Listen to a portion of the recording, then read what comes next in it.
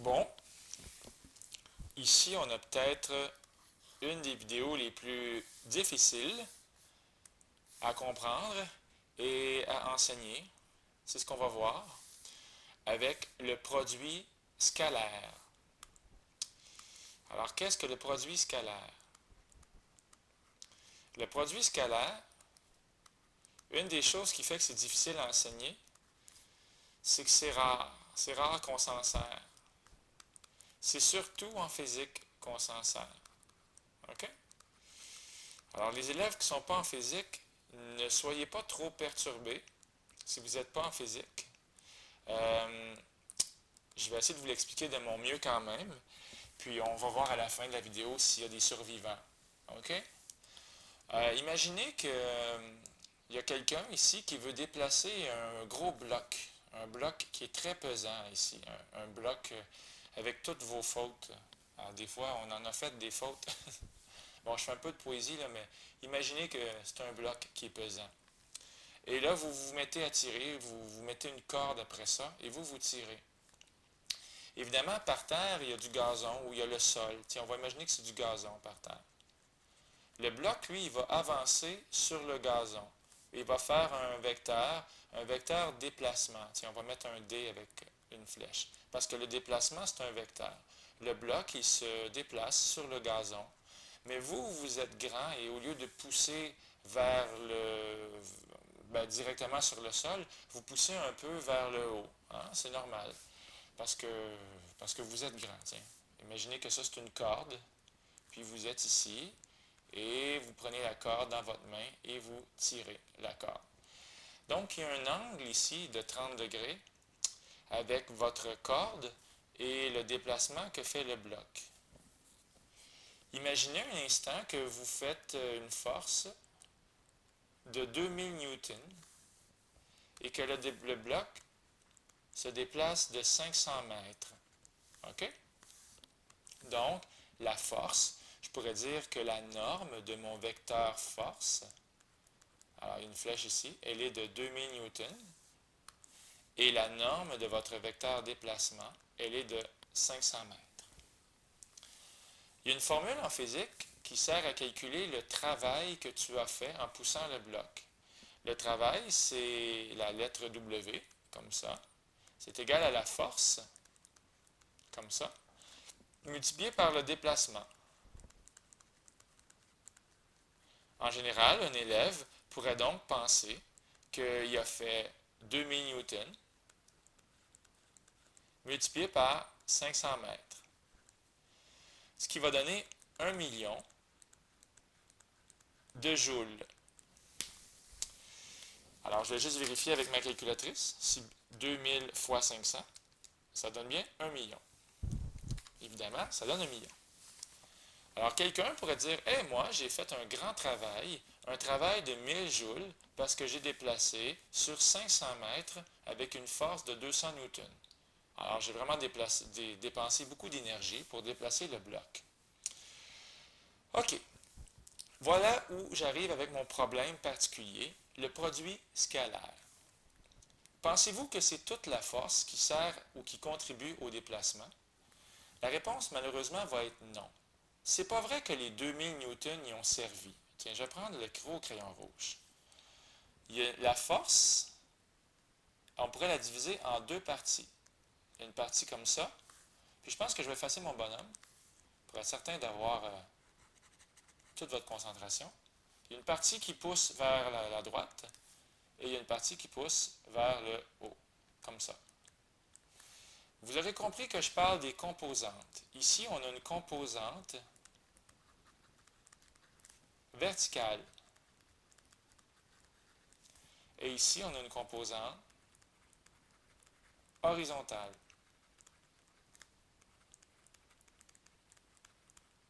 Ouais. Alors, d'après vous, sur les 2000 newtons, il y en a combien de newtons qui servent réellement au déplacement du bloc? Évidemment, le bloc, il ne s'en va pas vers le haut. Donc, la composante verticale, elle ne sert à rien. Elle n'a pas contribué au déplacement. C'est juste la composante horizontale qui sert à quelque chose. Donc, je vais écrire ici, c'est simplement la composante horizontale. horizontale. En fait, la composante horizontale, je vais écrire ceci. C'est la projection, et là, ça devient plus compliqué, du vecteur force sur le vecteur déplacement. C'est quoi ça veut dire la projection?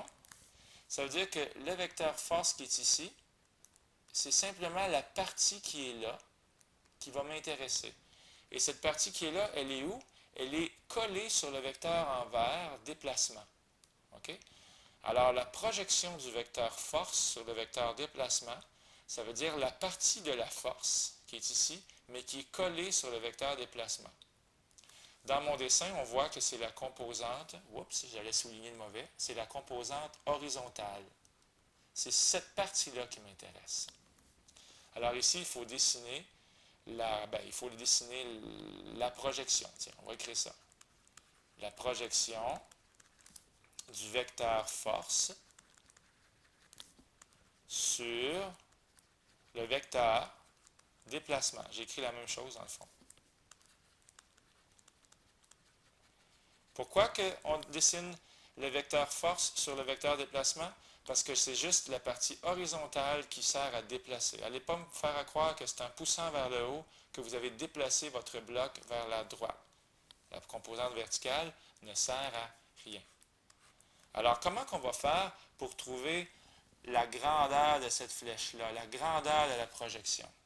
Hein? La norme de la projection. C'est quoi la norme de la projection? Bien, je vais tout simplement je vous rappelle qu'on peut écrire un x ici, et je vais écrire que le cosinus de 30 degrés, c'est égal à x sur 2000, qui est égal à x sur 2000.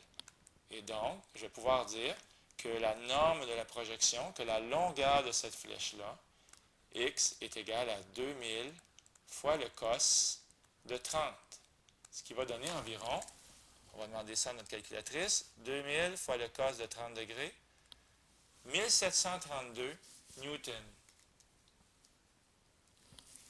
Alors, 1732 newtons. Et là, je vais le mettre en jaune parce que je veux vraiment qu'on comprenne que dans les 2000 newtons qui sont là, il y a juste 1732 newtons qui servent vraiment à pousser le bloc. Les 1732, c'est la norme de la projection. Alors, on va mettre ça comme ça, en rouge. C'est peut-être étrange, hein, parce que la flèche, elle est longue ici, puis elle mesure juste 500 mètres, puis la flèche rouge, elle est courte, puis elle a 1732 newtons. Pourtant, 1700, c'est plus grand que 500, mais ne paniquez pas. On n'a même pas la même unité de mesure, donc on ne peut pas vraiment comparer les grandeurs des mètres puis des newtons. Alors, ça, c'est très mauvais ce que je vais faire là. Quand tu fais la force fois le déplacement, puis quand tu fais donc 2000 fois 500, c'était mal. Alors, je mets un X ici. Si tu fais la force, 2000 newtons fois 500 mètres, ça te donne 1 million de joules. Ce n'est pas bon. Alors, je vais l'écrire, c'est pas bon. Tu n'as pas le droit de multiplier ensemble la norme du premier et la norme du deuxième, parce que quand tu fais ça, tu es en train de dire que l'angle n'existe pas. Alors ça, c'est très, très mauvais. Et voilà, on a enfin notre produit scalaire, il est ici. Si vous avez compris ce que je viens de vous dire à date, c'est bien parti, on ne lâche pas la concentration. Le vecteur avec un point, ça veut dire le produit scalaire. Le produit scalaire, c'est ça ici, tiens, je vais l'écrire. Produit scalaire. Je vous avais dit dans l'autre vidéo que pour faire un produit scalaire, on prend les deux vecteurs, puis on met... En fait, pour faire un produit scalaire, ça prend deux vecteurs. C'est ça que je vous avais dit dans l'autre vidéo. J'avais même fait un dessin comme ça. On prend deux vecteurs ensemble, puis on fait un produit scalaire. Donc, quand on met un point entre deux vecteurs, c'est ça un produit scalaire. Qu'est-ce que c'est dans le fond? Dans le fond, quand j'ai poussé mon bloc, le vrai travail que j'ai fait, c'est quoi? C'est 1732 newtons multiplié par 500 mètres. Et oui, j'ai changé de couleur parce que j'essaie d'être fin avec vous autres. 500, c'est ici. Puis 1732, pourquoi j'écris la grandeur de la force fois le cosinus de l'angle?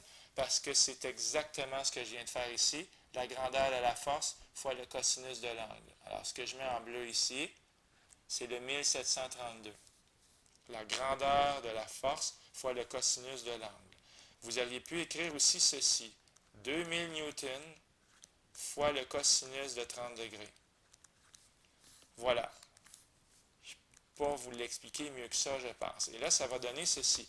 1732 fois 500, ce qui va donner 866 025 joules. 866 0,25 joules. Alors, malheureusement, ce n'était pas 1 million, mais c'était 866 025 joules. Faites attention à l'écriture. Lorsque je mets les vecteurs comme ça, ou là où il y a mon crayon, là où je mets en jaune, les vecteurs avec le point, ça veut dire un produit scalaire. Alors, c'est quoi le produit scalaire? C'est la grandeur du vecteur fois le cos de l'angle fois la grandeur de l'autre vecteur. Et que c'est important, ça. C'est tellement important. Le produit scalaire, c'est la grandeur du premier vecteur fois le cosinus de l'angle, donc 2000 fois le cos de 30, fois la grandeur de l'autre vecteur. Là, je vais écrire la même chose, mais au lieu d'écrire grandeur, je vais écrire la norme. C'est la norme du premier vecteur multipliée par le cosinus de l'angle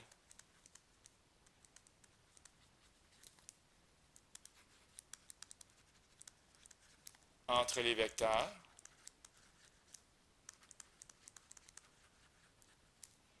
Donc, la norme du premier vecteur multipliée par le cosinus de l'angle entre les vecteurs. Et ça, c'est multiplié par la norme du deuxième vecteur. Est-ce que je vais avoir assez de place pour écrire ça? Par la norme du deuxième vecteur. OK. Oui, j'ai pris une longue définition, hein? Mais regardez tout ce qui est en jaune. La norme du vecteur, du premier vecteur multiplié par le cosinus de l'angle entre les vecteurs. Tiens, tout ça, là. Tout ça, ce qui est en jaune, là. La norme du premier vecteur multiplié par le cosinus. Dans le fond, ça revient à mon fameux 1732 qui est ici. J'ai pris la norme, qui est 2000, fois le cosinus de l'angle, qui est cosinus de 30. Donc, au lieu d'avoir écrit tout ça, là, j'aurais pu écrire à la place la norme de la projection. Ça aurait été la même affaire aussi. Donc, j'aurais pu écrire que c'est la norme de la projection du premier vecteur sur le deuxième. Alors, la norme de la projection du premier vecteur sur le deuxième. Tiens. Multiplié par la norme du deuxième vecteur. C'est une deuxième définition que j'aime beaucoup, beaucoup, beaucoup. Alors, je vais la relire avec vous. Il y a tellement de couleurs dans ma page. C'est rendu une vraie œuvre d'art. C'est joli, hein? Je me donne un 10 sur 10 pour les couleurs. La norme de la projection du premier vecteur sur le deuxième. Voilà la projection ici, là. Tiens, je pense que je vais les mettre en vert pour mettre encore plus de couleurs. La norme de la projection, ceci est la projection, oui, du premier vecteur sur le deuxième, multiplié par la norme du deuxième vecteur. OK? Alors, voilà la plus belle définition possible. Good. Good, good, good. Attention, le produit scalaire entre deux vecteurs, c'est égal à la grandeur du premier vecteur multiplié par le cosinus de l'angle multiplié par la grandeur du deuxième vecteur. Alright? Et je vous rappelle que tout ça, ça veut dire la norme de la projection. Bon, alors on peut mettre ça encore plus joli en faisant ça comme ça. On va mettre les normes ensemble. La grandeur du premier vecteur fois la grandeur du deuxième vecteur fois le cosinus de l'angle. Voilà une autre façon de le voir. La norme de chaque vecteur, ou bien tiens, la norme du premier vecteur, multipliée par la norme du deuxième, multipliée par l'angle, le cosinus, pardon, de l'angle qui les sépare. Et quand je parle de l'angle lorsque les vecteurs sont pas bout à bout, mais au même bout. Au même bout. Je vais terminer ma vidéo en faisant une petite réflexion avec vous sur le produit scalaire. OK? Alors, je vous rappelle qu'est-ce que c'est le produit scalaire? C'est la grandeur du premier vecteur fois la grandeur du deuxième vecteur fois le cosinus de l'angle qui les sépare. C'est juste ça, dans le fond. Qu'est-ce qui arrive si vous tirez un bloc? Dans la même direction, le bloc se déplace. Autrement dit, vous tirez vers là, puis le bloc se déplace par là-bas, exactement comme dans le dessin. Ça veut dire que toute la force que vous mettez pour tirer votre bloc, toute la force, elle sert. Il n'y a pas de gaspillage. Et c'est quoi l'angle entre ces deux vecteurs-là? C'est quoi l'angle ici? Bien, l'angle, c'est 0 degré. Mais oui, il n'y a pas d'angle. Donc, ça va devenir 4, qui est la norme du premier vecteur, fois 6, qui est la norme du deuxième vecteur, fois le cosinus de 0. Mais ça, je vous garantis que ça fait 4 fois 6 fois le cosinus de 0, pas le cosinus de θ. On va l'effacer. On va mettre ça clair. Ça fait 24. OK? Imaginez que ça, c'est des mètres, puis que ça, c'est des newtons. Ça va donner 24 joules. OK? Alors, le cosinus de 0, ça fait 4 fois 6, vous le serrez, fois 1. Je vais aller faire un deuxième exemple ici. Là, avec l'angle de 90 degrés. Imaginez, vous poussez vers le haut, puis le bloc se déplace vers la droite. Avez-vous mis toute la force qui sert à contribuer? Vous n'avez rien fait. Vous n'avez même pas poussé le bloc, c'est quelqu'un d'autre qui l'a fait. Votre travail va être de 0. Essayez-le. 4 fois 6 fois le cosinus de 90. Ça va donner un gros 0. Parce que le cosinus de 90, c'est 0. OK? Si vous avez un angle de 45 degrés, ça va faire 4 fois 6 fois le cosinus de 45 degrés. Ça ne donnera pas 24 joules, 24 étant le maximum, mais ça ne donnera pas 0 non plus.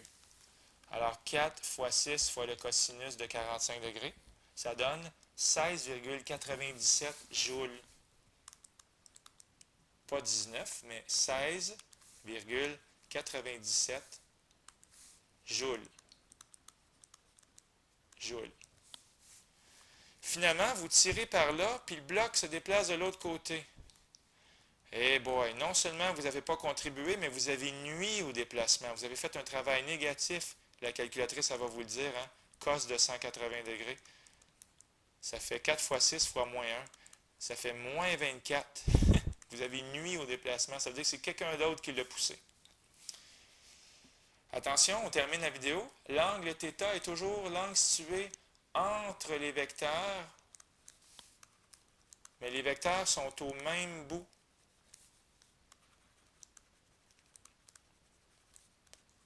Ils sont au même bout.